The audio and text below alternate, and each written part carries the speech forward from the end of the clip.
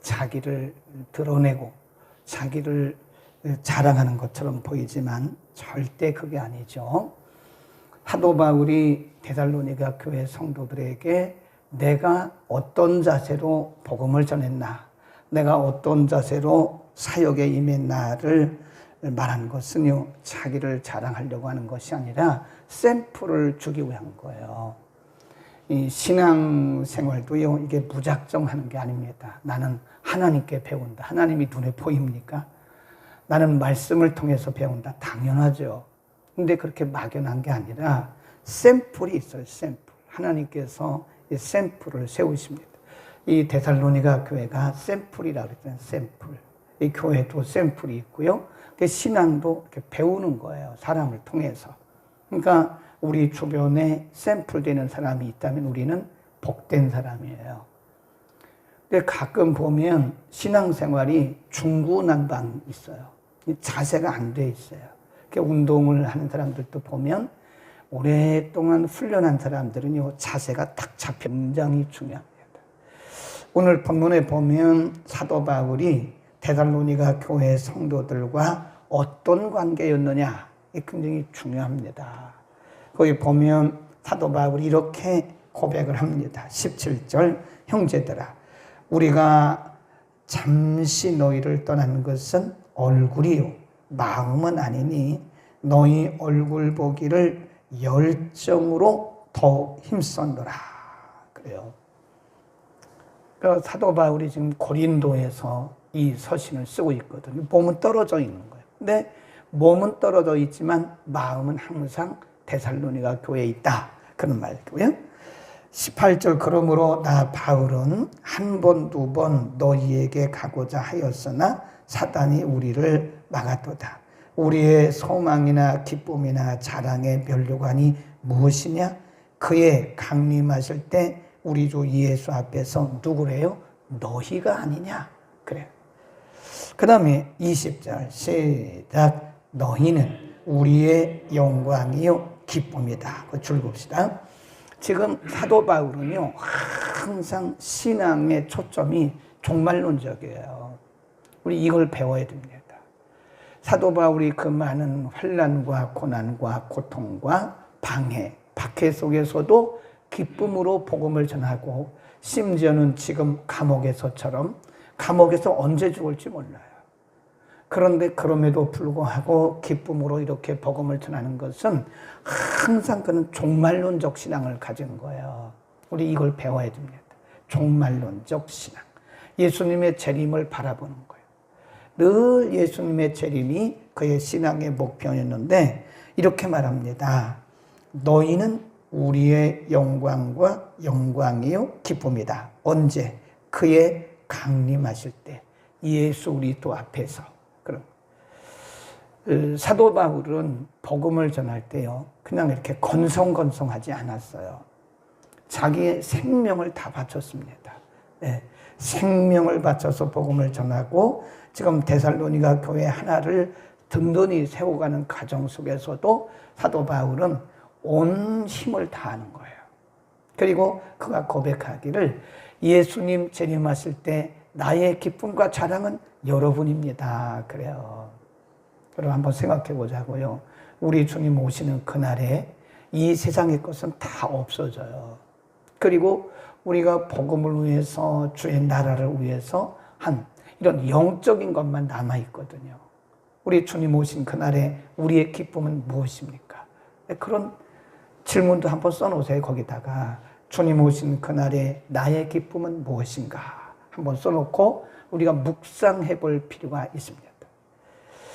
주님 오시는 그날에 우리가 주님을 맞이할 때 마라나타, 주 예수여 어서 오시옵소서 라고 기쁨으로 우리 주님을 맞이할 수 있을 것인가? 아니면 예수님 벌써 오셨습니까? 나는 준비가 안 됐는데요. 준비가 안 되다니 그게 무슨 말입니까? 우리가 평생 예수를 믿었는데 아직도 준비가 안 되다니 그게 무슨 얘기냐고요. 우리는 그래서 종말론적인 삶을 살아야 되는 거예요. 오늘 예수님이 오실지라도 마라나타 할 수 있어야 돼요. 아유, 예수님 저는 준비가 아무것도 안 됐습니다. 그러면 뭐 하고 살았냐고요, 지금까지. 응? 물론 우리가 완벽하게 준비된 사람이 어디 있겠습니까만은, 그러나 주님 오신 그날의 주님, 저는 제게 주신 일 최선을 다했습니다. 잘하지는 못했는지 모르지만 저는 저의 최선을 다했습니다. 하나님이 보시는 것은 최선을 다하는 거예요. 우리가 잘하면 얼마나 잘해요? 못하면 얼마나 못해요. 주님 앞에 부끄러움 없도록 우리는 최선을 다했습니다. 오늘이라고 주어진 24시간 안에 저는 오늘 제게 주어진 사명을 최선을 다했습니다. 그러면 되는 거예요. 주님 오시는 그날에 우리의 자랑은 무엇입니까? 주님, 제가 저에게 주신 사명은 이만큼이었는데 제가 최선을 다했습니다. 뭔가 드러내놓을 게 있어야 되지 않겠습니까? 그래서 그런 걸 보면 우리가 종말론적인 신앙을 가지고요, 이 사람을 잘 키우는 것도 큰 사역인 것 같아요. 네. 우리가 건물 짓는 것도 물론 건물은 다 없어져요. 근데 사람을 키우는 것은 남아 있습니다. 그러니까 가만히 생각해 보면 제가 교육을 하는 사람이라 그래서 그런 건 아니고 실제로 우리에게 중요한 것은 사람 키우는 거예요. 네. 그래서 우리가 이런 건물은 좀 덜 져도 괜찮아요. 근데 사람 세워놓으면 그 사람이 가서 더 많은 사람들을 또 세우는 거예요. 우리는 우리에게 있는 재능, 시간, 물질, 건강 이런 걸 통해서 우리 주님 오시는 그날에 무엇을 드릴 것인가 생각을 하자고요. 그 다음에 3장으로 가면 1절부터 13절까지 이렇게 부모의 마음을 가지고 데살로니가 교회 성도들을 양육했던 사도 바울은 이렇게 말합니다. 1절, 이러므로 우리가 참다 못하여 우리만 아덴에 머물기를 좋게 여겨 우리 형제 곧 그리스도 복음의 하나님의 일꾼인 디모데를 보내노니 이는 너희를 굳게 하고 너희 믿음에 대하여 위로함으로 누구든지 여러 환난 중에 요동치 않게 하려 함이라. 우리로 이것을 당하게 세우신 줄을 너희가 친히 알리라. 부모의 마음을 가진 사도 바울이 데살로니가 교회 성도들을 그리워하는 거예요. 이건 인정으로 그리워하는 게 아니라 그들을 든든히 세워서 이들을 통해서 많은 사람들에게 지금 소문을 내고 있잖아요. 잘하고 있는 거예요. 잘하고 있는 그들의 모습을 보면서 더 잘하게 하기 위해서 용기를 주기 위해서 가고 싶었는데 그가 말하기를 사단이 길을 막았다. 그렇다고 해서 이것을 우리가 포기할 수 없으니까 자기 대신에 누구를 보내요? 디모데를 보내요. 그러면서 뭐라고 얘기하냐면 디모데를 내가 여러분에게 보내는 것은 너희를 굳게 하고 너희 믿음에 대하여 위로함으로 누구든지 여러 환난 중에 요동치 않게 하려 함이라 그랬습니다. 그리고 5절에 보면 시작, 이러므로 나도 참다 못하여 너희 믿음을 알기 위하여 보내었느니 이는 혹 시험하는 자가 너희를 시험하여 우리 수고를 헛되게 할까 함이라라.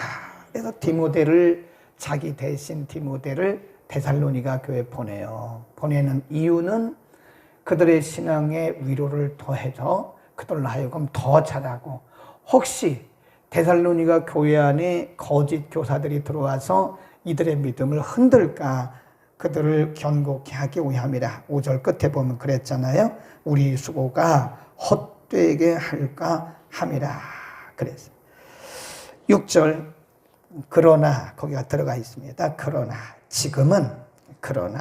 지금은 디모데가 너희에게로부터 와서 너희 믿음과 사랑의 기쁜 소식을 우리에게 전하고 또 너희가 항상 우리를 잘 생각하여 우리가 너희를 간절히 보고자 함과 같이 너희도 우리를 간절히 보고자 한다 하니 7절 시작, 이러므로 형제들아 우리가 모든 궁핍과 환난 가운데서 너희 믿음으로 말미암아 너희에게 위로를 받았노라. 지금 사도 바울이 디모데를 파송했잖아요.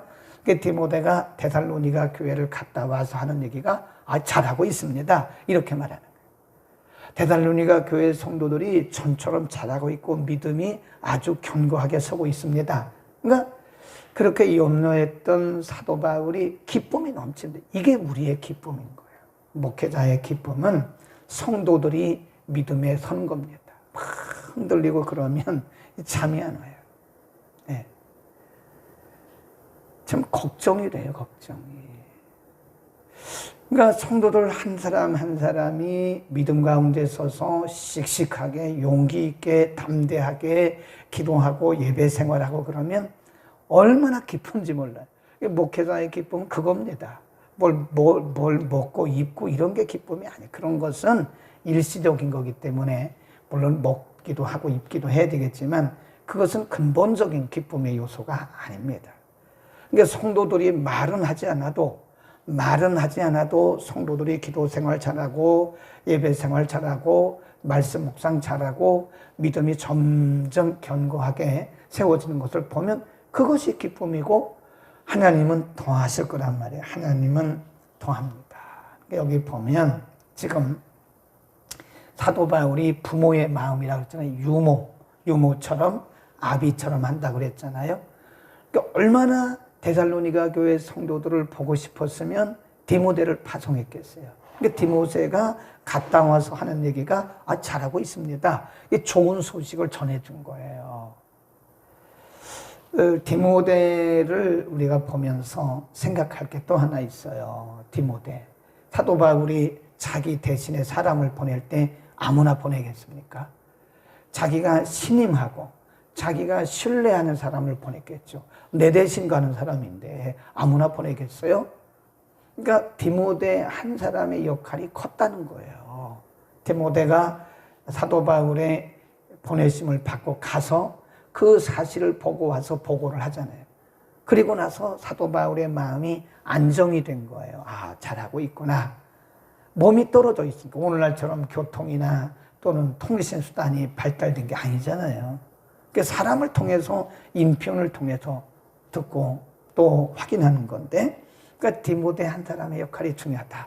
디모데가 가서 확인하고 와서 전달을 해주니까 그래서 우리가 신앙생활이라고 하는 것도 주일이라고 하는 것도요. 이렇게 보면 한 사람이 중요하더라. 한 사람. 긍정적인 일에도 한 사람이 중요하고요. 부정적인 일에도 한 사람이 중요해요. 한 사람이 옛날에 그런 말 있잖아요. 이로탁수라고 미꾸라지 한 마리가 물을 다 흐려놓는다. 교회도 그래요. 내가 은혜가 떨어지고 내가 잘못되면 그래서 히브리서 12장에 보면 13장인가요? 보면 쓴 뿌리가 나서 그랬어요. 쓴 뿌리가 나서 너희를 괴롭게 하고 그게 한 마리거든요. 이로탁수.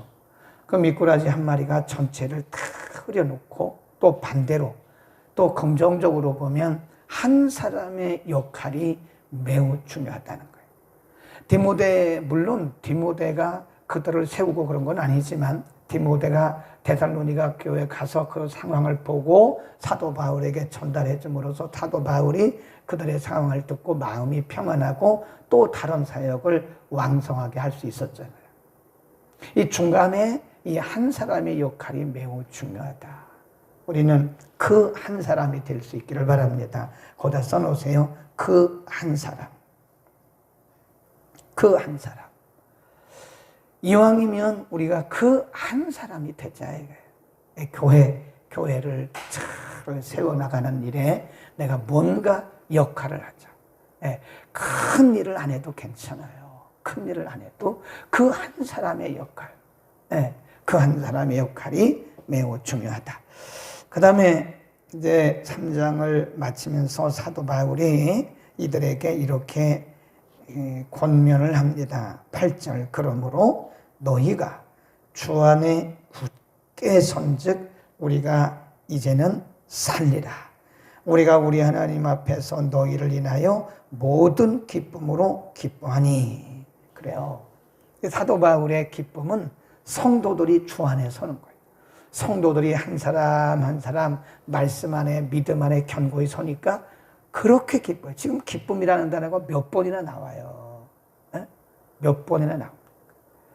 그러니까 반대였다고 생각해 보자고요. 데살로니가 교회 성도들이 환난도 못 이기고 고난도 못 이기고 핍박도 못 이기고 그 조롱도 못 이기고 좌우로 흔들리고 좌우면하고 절망하고 좌절하고 불신앙에 빠지고 그러면 사도 바울이 몸은 갈 수는 없는데 그런 소식을 들었으면 감옥에서 얼마나 애가 탔겠어요.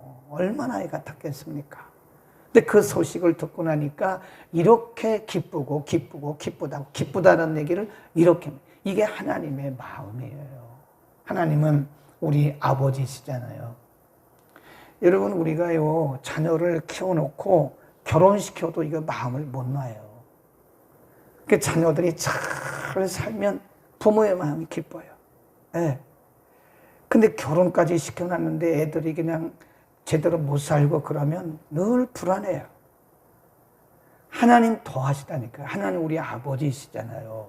하나님이 우리를 구원해 놓으시고 우리에게 늘 은혜 주시고 말씀으로 공급하시고 성령으로 공급하셨는데 우리가 믿음이 제대로 서지도 못하고 날마다 우왕좌왕하고 있고 절망하고 있고 기도도 안 하고 예배 생활도 안 하고 말씀과 동떨어진 삶을 살면 하나님이 우리를 보시고 참 걱정하세요.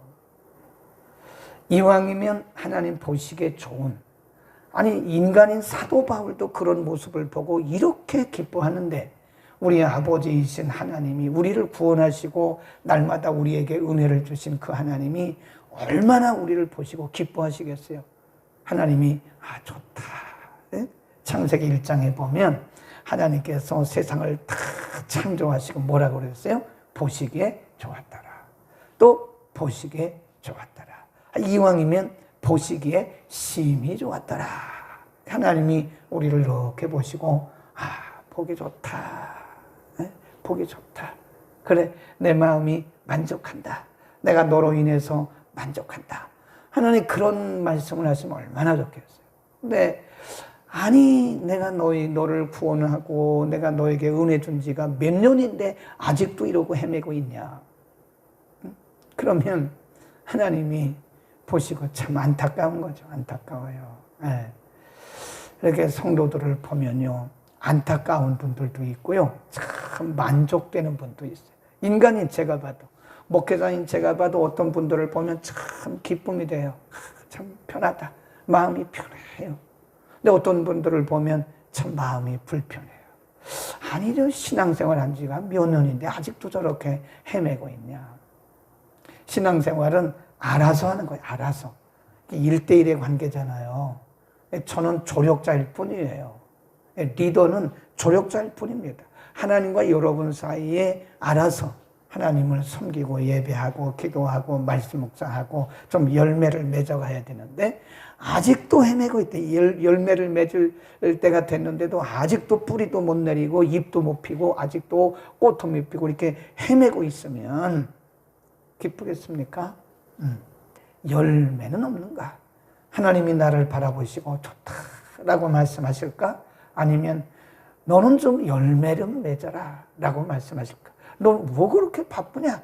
열매를 맺어라 이렇게 말씀하신 것 같아요. 우리 자신을 돌아보는 시간 되기를 축원합니다. 기도하겠습니다. 거룩하신 아버지, 오늘은 사도 바울의 마음을 통해서 하나님 아버지의 마음을 읽었습니다. 사도 바울이 비록 복음 때문에 데살로니가 교회 성도들을 이렇게 옥중에서 그리워하고 또 그리워하고 있었지만 그의 마음은 언제나 데살로니가 교회에 있었고 성도들 안에 있었던 것도 우리가 오늘 배웠습니다. 디모데를 통해서 데살로니가 교회 성도들이 든든한 믿음에 서 있는 것을 보고받았을 때, 그 소식을 들었을 때 그 마음이 기쁘고 또 기쁘고 기쁘다고, 그리스도 예수의 날에 그들이 바로 자신의 영광이요 기쁨이라고 고백했던 것은 바로 하나님 아버지의 마음인 것을 믿습니다. 우리를 구원하시고 말씀과 성령 안에서 날마다 우리에게 은혜와 복을 주시는 하나님 보시기에 기쁨을 드리는 우리의 신앙이 되기를 바랍니다. 하나님, 이제 우리 모두가 다 열매 맺을 시기가 되었습니다. 하나님, 아직도 뿌리를 내리지 못했다면 뿌리 내릴 수 있는 은혜를 더하시고 아직도 잎조차 피지 못했다면 잎을 피울 수 있는 은혜를 허락하시고 잎만 무성한데 잎은 무성한데 하나님 보시기에 좋은 열매가 없다면 열매 맺을 수 있는 믿음과 용기를 우리들에게 허락하여 주옵소서. 예수님 오시는 그날에 주님 앞에 서는 그날에 기쁨을 드리는 우리의 삶이 되게 하시고 날마다 때마다 하나님 보시기에 좋은 우리의 삶이 나날이 이어지게 하옵소서. 믿음의 용기를 주옵소서. 성령의 충만함을 주소서. 열매 맺게 하옵소서. 오늘도 하나님 보시기에 좋은 하나님께 기쁨을 드리는 하루가 되게 하옵소서. 예수 그리스도의 이름으로